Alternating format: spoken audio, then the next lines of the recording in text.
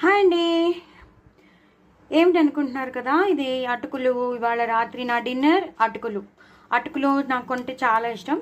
అటుకుల్ని మనం ఉప్మా చేసుకుంటాం. ఉప్మా అన్న పోహా అన్న అన్నీ ఒకటే. మన నార్త్ ఇండియాలో పోహా అంటారు, మనమేమో అటుకులు ఉప్మా అంటాం. అంతే తేడా, వేరే ఇంకేం కాదు. కానీ అయితే నేనేం చేసేసానంటే అటుకుల్ని చక్కగా ఆవకాయ కలిపేశాను.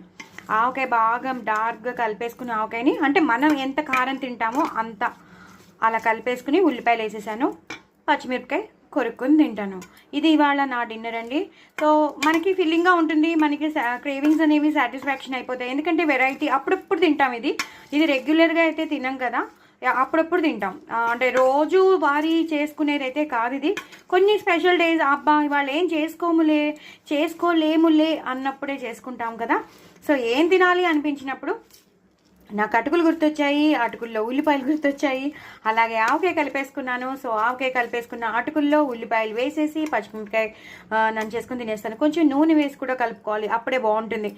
ఎంత ఆవకాయ వేసినా, ఎంత అటుకుల్లో కలిపినా కొంచెం నూనె వేసి కలుపుకుంటేనే చాలా చాలా టేస్టీగా ఉంటుంది. ఈ ఉల్లిపాయలు మన నోట్లోకి వస్తూ ఉంటాయి, తింటూ ఉంటే ఒక రేంజ్లో ఉంటుంది. ఇంకా ఇలాంటి వాటిల్లో ఎలాంటి వెజిటబుల్స్ వేయకూడదు, టమాటో కానీ అలాంటివి ఏమీ వేయకూడదు.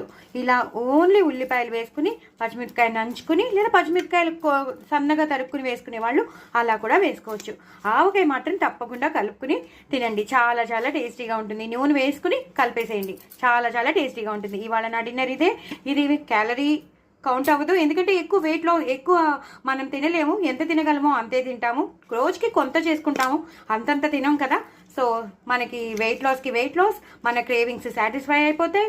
సో మనం తిన్నట్టు ఉంటుంది, నైట్ డిన్నర్ కూడా అయిపోయినట్టు ఉంటుంది, వెరైటీగా ఉంటుంది. సో నా ఛానల్ని మాత్రం సబ్స్క్రైబ్ చేసుకోవడం అస్సలు మర్చిపోవద్దు. ఎంతో టేస్టీ అయిన అటుకులు ఆవకాయ కలిపినవి చాలా చాలా టేస్టీగా ఉంటాయి. నా ఛానల్ మాత్రం సబ్స్క్రైబ్ చేసుకోండి, అస్సలు మర్చిపోవద్దు. బాయ్ అండి.